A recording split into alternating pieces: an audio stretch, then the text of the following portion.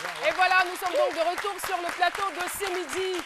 Et tout de suite, nous allons recevoir notre invité témoin du jour. Il est disc jockey et responsable animation. Il est d'origine française. Ah oui, c'est un Français. Monsieur Thierry Sutour est notre invité. Voilà, soutien donc à notre invité. Comme pour dire, oui, Monsieur Sutour, nous sommes avec vous. Merci infiniment. Je lutte pour refaire ma vie après mon braquage suivi du décès de mon fils unique. C'est bien le thème du jour. Bienvenue, Sutour, bienvenue sur le plateau de C'est Midi.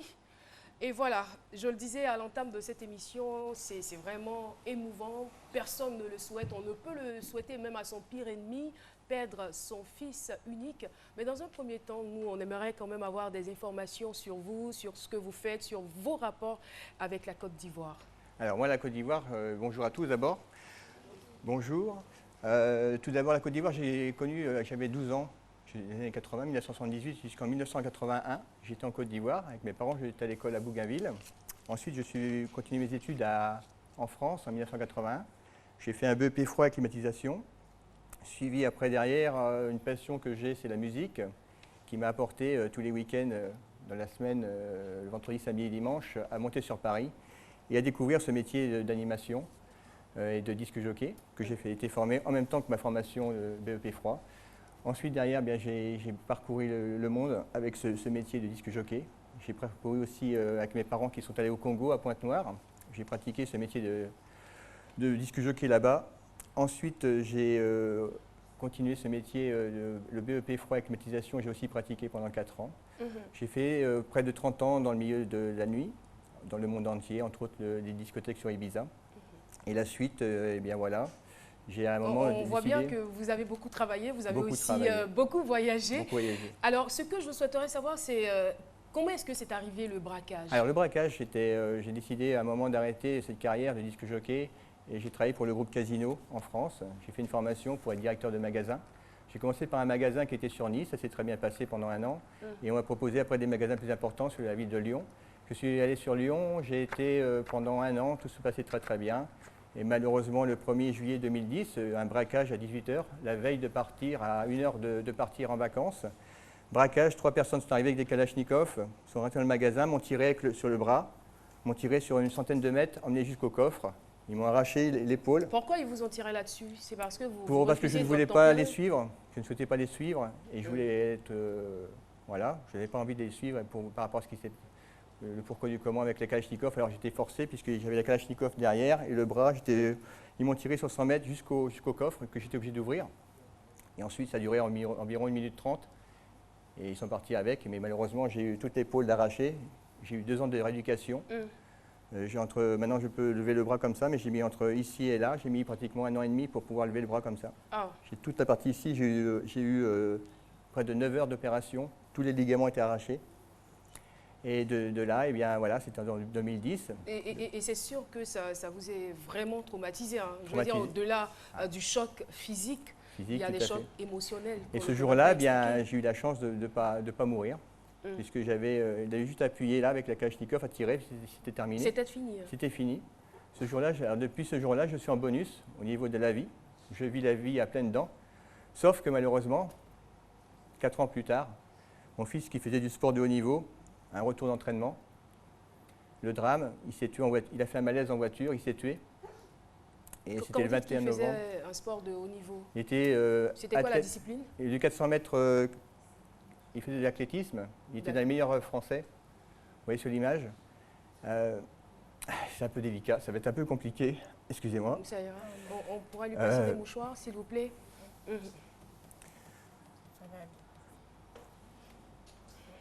Désolé. On vous comprend, hein. On vous comprend, c'est vraiment insoutenable la mort d'un enfant, la mort de son fils en plus, son fils unique.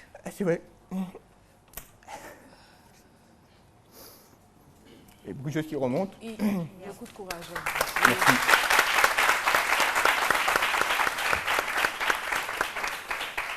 C'était mon unique enfant. C'était ma chair, c'était la personne que je préférais. Et puis il a disparu. Comment vous avez appris la nouvelle? Par sa maman. qui était très proche de lui. Il avait depuis 3 semaines un métier. Il était éducateur sportif. Il préparait des compétitions importantes au niveau international. Il était dans les tout meilleurs français, il était dans les 5 meilleurs français sur le 400 mètres plat en athlétisme. Il était détecté par les plus grands entraîneurs de France. Et il avait toute sa vie devant lui. Il avait juste 21 ans. Et ça s'est arrêté le 21 novembre 2014. Ça fait 2 ans, il y a quelques jours. Et voilà. Et sa mère?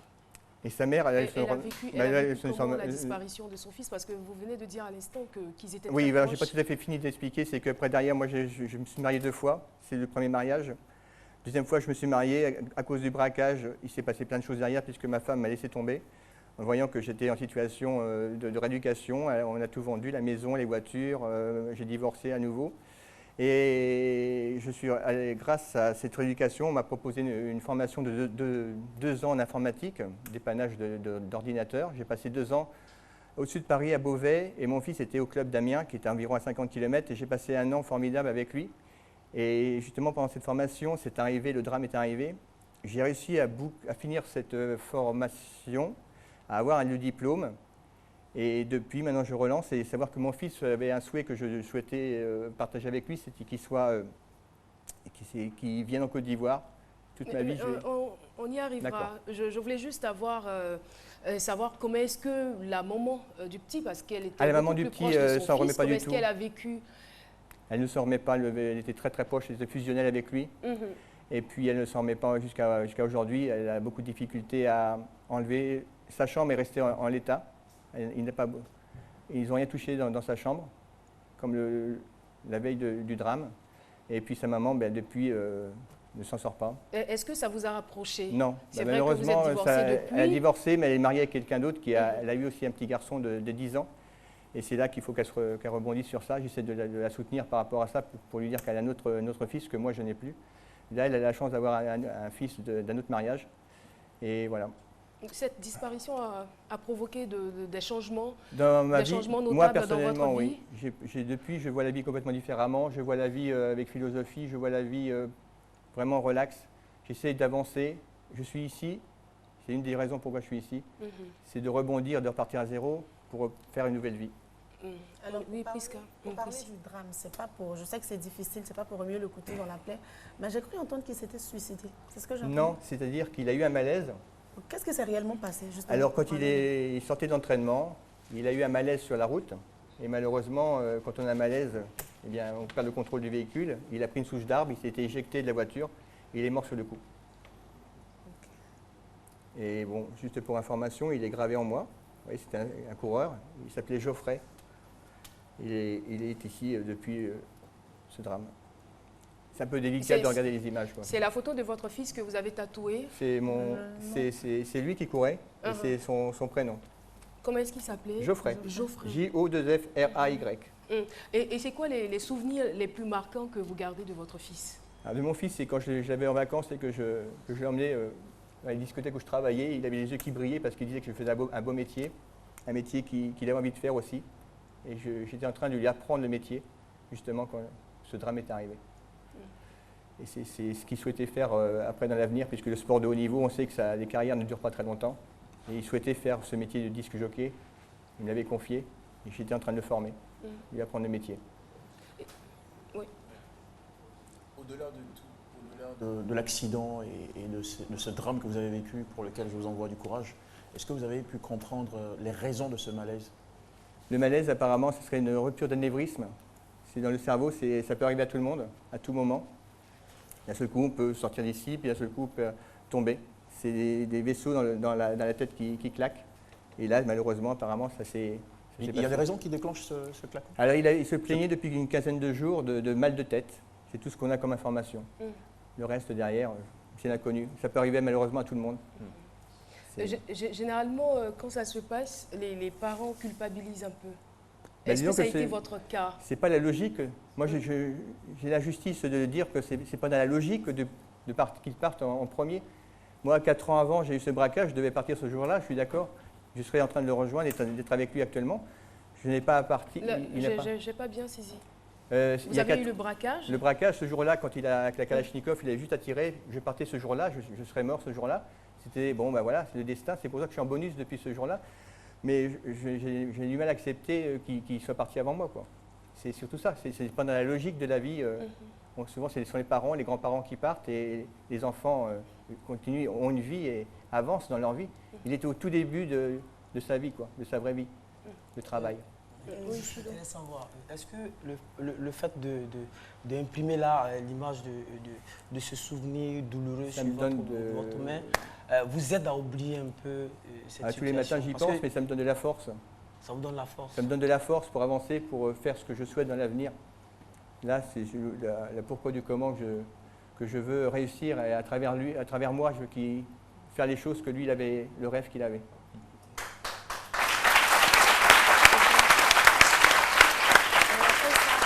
Il est tellement beau. Non. Il a un joli sourire. Je demandais s'il a eu d'autres enfants après lui. Non, c'était son fils unique. Il faisait 1m90, il était... voilà. Le mec idéal. Le mec idéal, il avait beaucoup de succès auprès de la gente féminine. Et plein d'avenir devant lui. Il avait son objectif d'aller aux Jeux dans 4 ans. Dans les 4 années qui suivent. Je voudrais rebondir sur la question de Prissy, parce que la disparition d'un enfant aussi cher qu'il a été crée forcément un vide. Est-ce que vous n'avez pas ressenti le besoin de remplir ce vide d'une certaine façon, même si c'est vrai que Geoffrey ne peut pas être remplacé? Non, mais pour l'instant, je n'avais pas du tout envie. Pendant près de 6 mois après sa mort, vous étiez dégoûté? J'ai pris 15 kilos, je ne sortais plus, je ne faisais plus rien. Et j'ai rebondi grâce à une motivation que j'ai retrouvée en moi, plus profond de moi, et de continuer à faire ce fameux diplôme que j'avais souhaité avoir en informatique. J'ai réussi avec option très très bien. C'est aussi pour lui que j'ai fait ça. C'est aussi pour lui que je suis ici. C'est aussi pour lui que je veux continuer à faire des choses intéressantes. À travers moi, je veux tous ces rêves. Mais c'est vrai que vous rebondissez. C'est aussi pour lui que je suis ici. Ici en Côte d'Ivoire, vous voulez dire? En Côte d'Ivoire, oui. C'est quoi? C'est parce que c'était son souhait de venir déjà découvrir le pays. Puisque j'en ai parlé beaucoup, puisque moi j'ai une jeunesse ici de 3 ans que j'ai passé formidable et que je voulais lui faire découvrir. Qu'est-ce que vous lui disiez je lui racontais quand que vous lui c'était un beau parliez pays. de la Côte d'Ivoire? Je lui disais que c'était un très beau pays, que j'avais eu un souvenir en tant qu'adolescent ici très, très sympa, très, très joli, enfin magnifique, quoi. C'était vraiment des souvenirs de jeunesse où c'était plein de choses qui sont différentes de l'Europe, qui n'ont rien à voir. Beaucoup se disent l'Europe c'est magnifique, moi je vous dis l'Afrique c'est beaucoup plus intéressant. C'est mon point de vue personnel. Ça fait vraiment plaisir d'entendre ce genre de choses. Oui, Jean-Michel. C'est vrai que vous avez rebondi sur le plan professionnel, sur le plan de la motivation intérieure, chose que vous aviez perdue avec l'effet de ce drame, mais sur le volet parenting, parce que vous étiez un papa heureux. Oui. Et j'ai l'impression que vous avez complètement mis entre parenthèses, ou jeté aux oubliettes. La partie oui. Ah ben pour l'instant c'est entre parenthèses, oui. Je veux d'abord réussir au niveau... C'est-à-dire que sur ce point, vous n'avez pas encore rebondi? Non, je suis célibataire. C'est ça que vous cherchez à savoir? Non, non, le statut de papa. Le statut de papa? Oui, oui. Ah, papa, pour l'instant, je ne souhaite pas pour l'instant avoir d'autres enfants. Je veux d'abord digérer cette partie-là et après je verrai éventuellement. Pour l'instant, ce n'est pas du tout à l'ordre du jour. Mais ça dure quand même 2 ans. Oui, mais c'est pas. C'est vrai long, que c'est quelque chose d'inoubliable, c'est lourd. J'ai du mal à regarder les images, les photos, c'est ça qui m'a fait l'émotion. J'essaie d'éviter justement de m'occuper le maximum pour que mon esprit soit occupé, que je n'ai pas son visage, parce que dès que je regarde, c'est un peu compliqué, ça remonte beaucoup très vite. Est-ce que vous n'avez pas souvent l'impression que vous ne vivez plus pour vous? Si, je vis pour moi. Que votre vie se serait peut-être arrêtée avec la mort de votre fils, malgré tout ce que vous faites? J'ai du bonus depuis le braquage, je vous dis, moi je vis du bonus, tout ce que je vis maintenant c'est du bonheur. Tout simplement, il y a eu ce drame entre les deux en 2014 et maintenant j'essaie à nouveau de rebondir et je repars vraiment de zéro, quoi, de 0-0.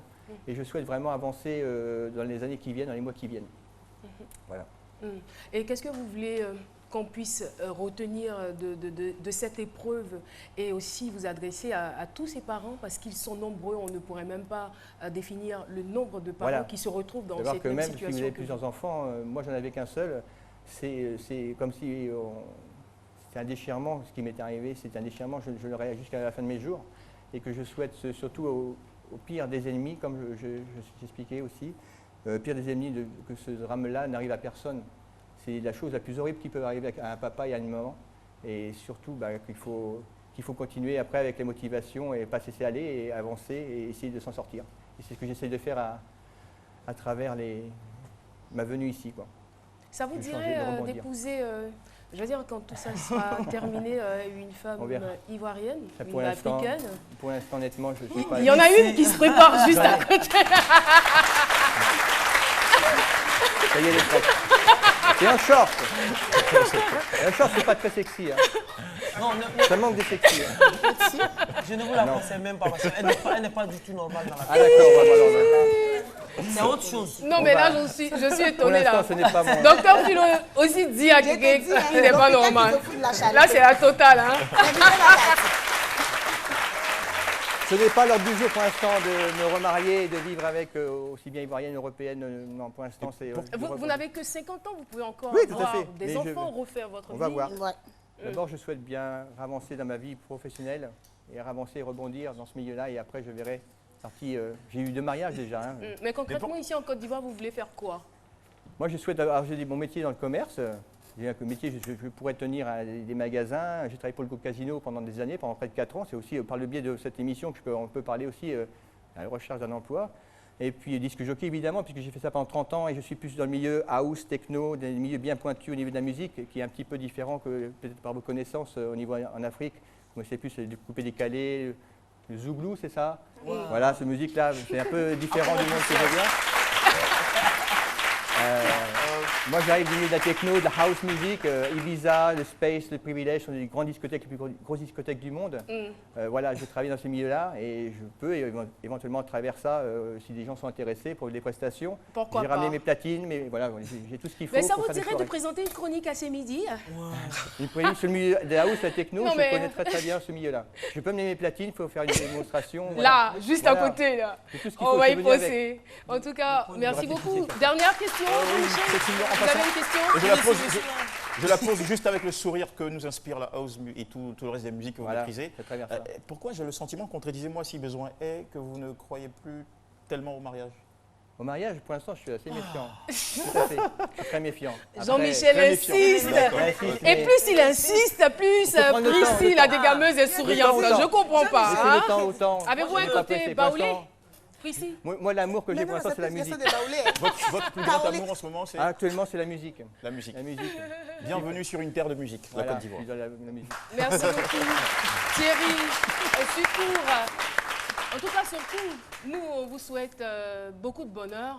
Voilà. On espère bien, on ne va pas vous dire non, oubliez, ça c'est quasi impossible, mais reprenez quand même goût à la vie. Nous espérons que la Côte d'Ivoire, qui est une terre d'hospitalité, vous a déjà bien accueilli, elle vous ouvrira encore d'autres portes, d'autres possibilités. Vous aurez beaucoup plus de raisons d'être plus heureux. Et voilà. Merci Voilà. en tout cas d'être venu partager votre témoignage Merci beaucoup. avec nous. On vous souhaite de pouvoir vraiment tenir le coup. La vie est belle. La vie est belle, il faut continuer, il faut Merci avancer. infiniment. Merci. C'était un chic type. Lui, c'était un chic type, ce garçon.